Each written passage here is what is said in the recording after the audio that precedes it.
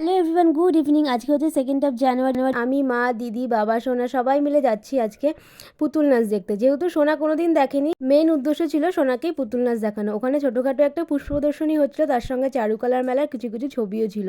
আমার তো এই ছবিটা দেখে চোখ পুরো আটকে গেছে। দেখে মনে হচ্ছিল পুরোটাই কিন্তু ছবি তোলা। এত অসাধারণ যে এঁকেছে, সত্যিই অসাধারণ এঁকেছে। বেশ কিছু খাবার দাবার, বিভিন্ন জিনিসের স্টল ছিল, তার সাথে ছিল এই বিশেষত্ব, যেটাকে দেখে মনে হচ্ছে পাট, কিন্তু এটা কিন্তু পাটের না, এটা ছিল কচুরিপানা দিয়ে তৈরি। দেখে বোঝার উপায় নেই এটা পাট না কচুরিপানা। তারপর বেশ খানিকক্ষণ একা একাই মেলায় ঘুরছিলাম আর ভিডিও করছিলাম। তারপরেই আমাদের শুরু হলো পুতুল নাচ। অনেক দিন পর পুতুল নাচ দেখছি। এটা যেহেতু বাচ্চাদের জন্য ছিল, এটা কিন্তু প্রচণ্ড হাসিরও ছিল।